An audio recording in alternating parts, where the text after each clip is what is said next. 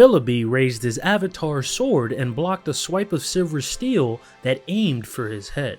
Wayne was fighting two at once, his sword nothing but a blur of shining light. The things coming at them, there were four altogether, were hunchback trolls with exaggerated noses, long hair, and strong arms.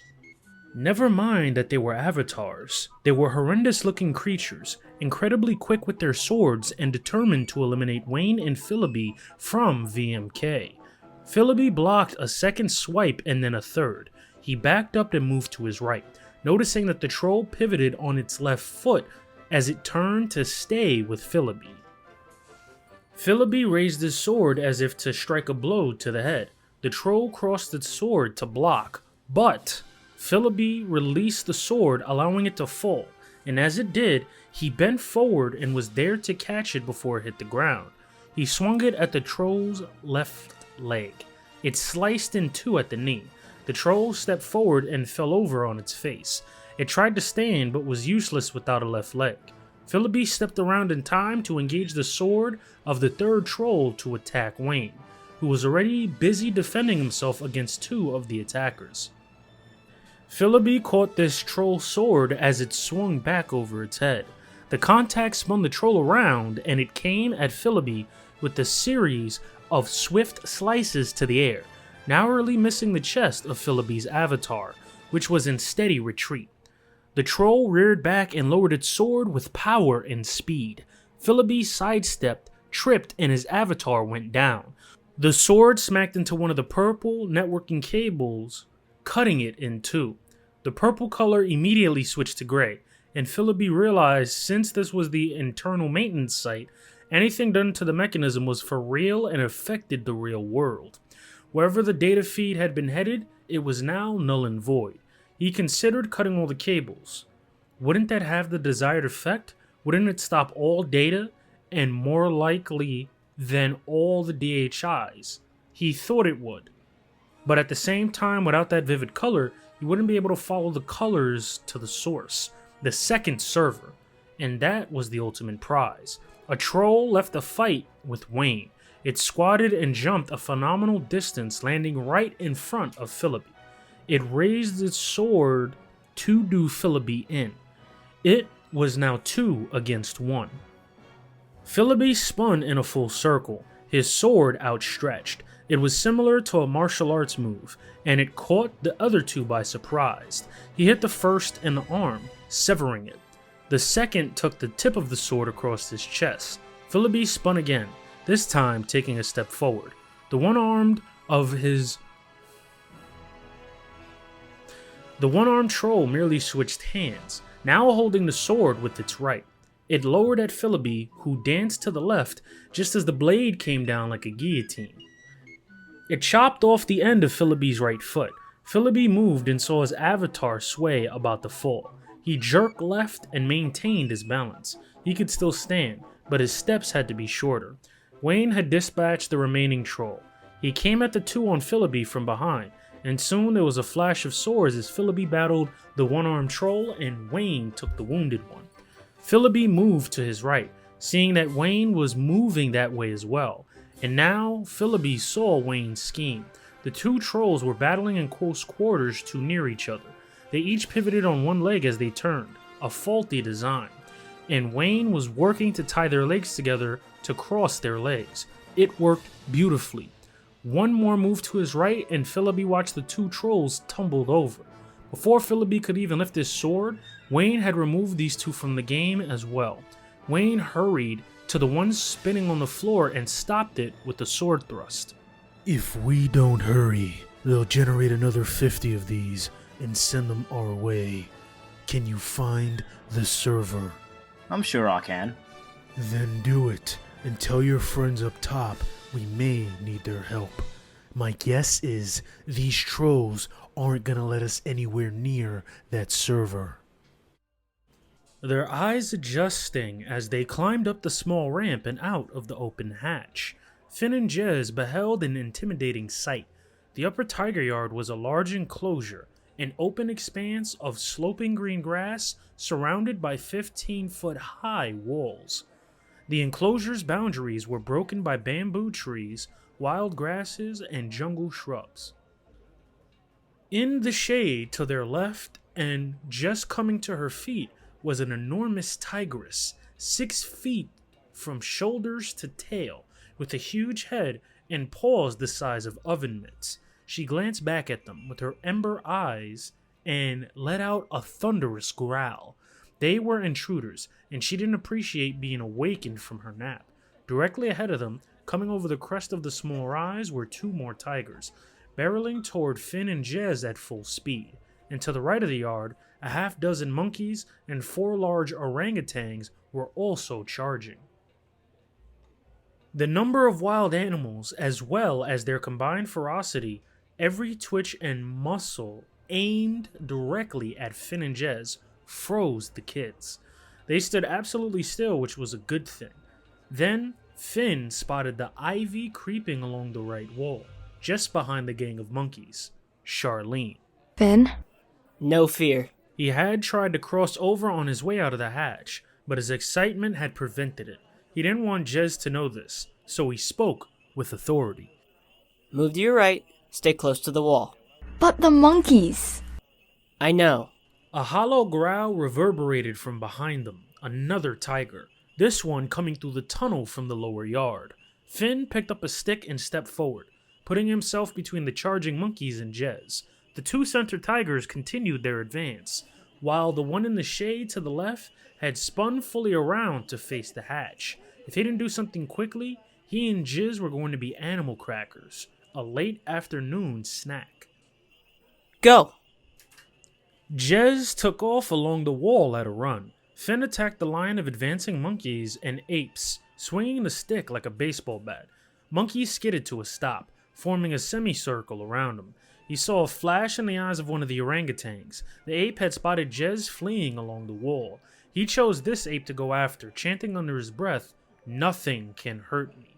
He charged the orangutan, swung the stick, and forced the ape to dance backward, out of contact. In doing so, the orangutan left a small gap between him and the ape to his side. It was just big enough for Finn to squeeze through. He ran forward and shot the gap. The ape turned. This offered Jez the opportunity to run even harder, quickly moving along the wall toward the slowly advancing Charlene, who, posing as Divine, was atop her stilts. The large cat to the left stepped out of the shadows, her strides calculated and controlled. She was hunting. If not Finn, any one of the monkeys would make a worthwhile snack. The monkeys saw the cat as well, their hackles raised in alarm. Finn was racing the wall of monkeys as the second cat climbed up and out of the tunnel. He glanced over his shoulder. The other 2 cats would arrive at any moment. He'd done a fine job pulling away attention from Jez, but his own situation was far more tentative. If he didn't think of something quickly, his lone stick was not going to be enough to defend himself. He held the stick high overhead and cried out loudly in a war cry. Go ahead, try it. He shouted, watching Jez continue her progress, but the monkeys grew daring, tightening the circle around Finn, preparing to strike. Philby and Wayne's avatars ran along a catwalk of steel mesh, following the few remaining cables like train tracks toward an unconfirmed destination. But everything pointed toward the Dino Institution.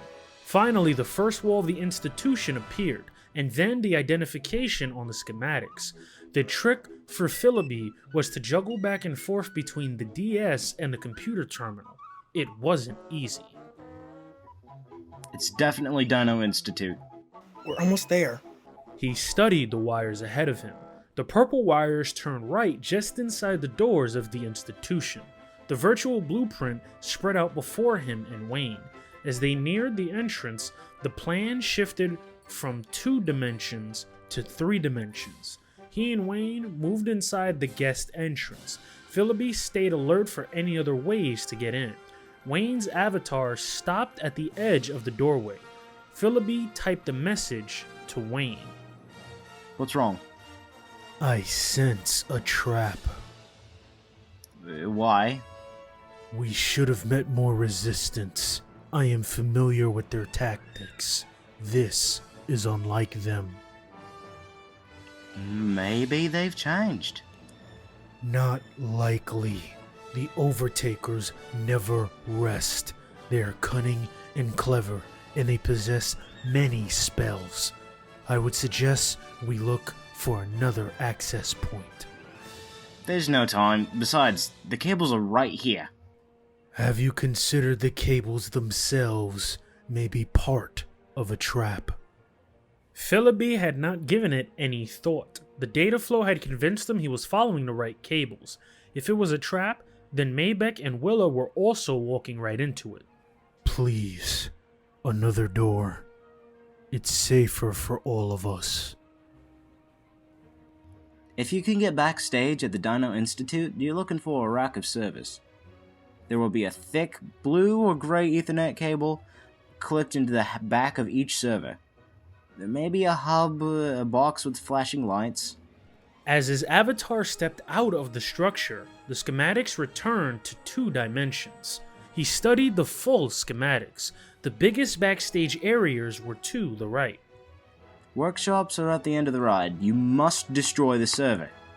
He waited to make sure Maybeck had received the messages. I've got it. I hope. The apes and monkeys encircled Finn, closing around him like a net. How simple to cross over briefly into his DHI and just walk right through that hairy lane.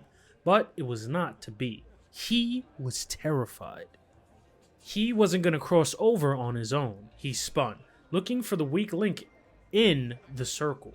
He considered charging some of the smaller monkeys, breaking the line there and running for it, but they were all ferociously fast on their feet, and at the moment, baring their teeth in a display of aggression and anger. He caught sight of Jess as she reached Charlene. Excitedly, the 2 girls worked it out to where Charlene was leaning her back against the wall, and the nimble Jess now climbed up the stilts, using them as ladders, toward Charlene's waiting hand. Finn looked away as the fingers of the 2 met, confident that Charlene would get Jess up and over to the other side. Finn heard guests shout, "Check it out! Look at this! There are kids in with the tigers!" Where had she come from, Finn wondered. It was Amanda. She was inside the tiger yard, the huge prowling cat to her left, the circle of monkeys directly in front of her. Disney security would be on them in minutes. They had to get Jess and themselves out before they were either eaten by the tigers or caught by security. The other 2 cats arrived at the same time. They too began to circle, along with the tiger that escaped the hatch. A wider circle than the monkeys, one that included Amanda. The escaped tiger still confused Finn. How had it gotten into the tunnel in the first place? Was the lower yard hatch open? If so, who opened it? Only the prowling tigress that had emerged from the shadows remained on her own, majestically moving with long, confident strides, restlessly back and forth. She seemed to be agitated, studying the commotion in her yard, calculating a strike. Several of the monkeys spun around, distracted by Amanda, and broke their chain. The wall! Finn took advantage of the distraction and shot for the opening. The 2 charging tigers turned at the last minute, now aiming for Amanda. Finn took 2 steps toward her, intended to defend her, but then witnessed her leaving the ground. She levitated, floating higher and higher. The monkeys, carried by their own momentum, ran right through the space she had occupied. The 2 charging tigers leaped into the air, reaching their claws toward her. One caught the leg of her jeans, but there was no sound of tearing fabric, no scream. The leaping tiger flew through the air and landed with a roll. The slinking tigress sat back on her haunches and sprang for the charging tiger. It looked as if the tigress were trying to defend Amanda. The 2 tigers growled at the tigress, and the 3 cats began to circle each other. Ignored, Amanda lowered herself to the grass. Finn called out to Amanda as he raised his stick toward the remaining 2 monkeys. Amanda sprinted toward Charlene. Finn turned his back in their direction, battling most of the monkeys, who darted about trying to sink their teeth into his legs. He knocked them back with his stick, but apparently they barely felt it.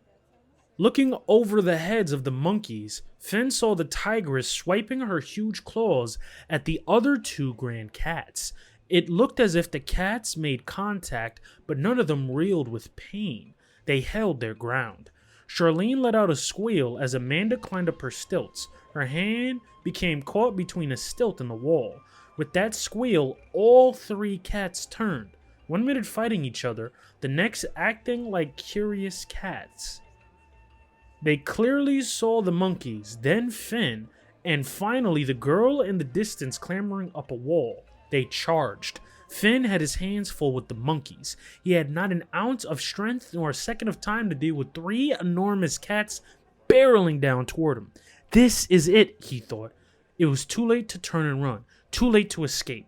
The cats were lightning fast. They seemed to pull the earth, and Finn with it, dragging him toward them. Without looking, the monkeys knew. They darted to their left, removing themselves from the tiger's line of sight. Finn readied his pathetic stick. It was all the defense he had. He was going to be eaten alive. The two smaller tigers leaped into the air when just 5 yards away, perfectly calculating the distance. They would land on Finn, crushing him, and then snap his necks with the powerful jaws. And the start of the feast. Finn embraced for the end.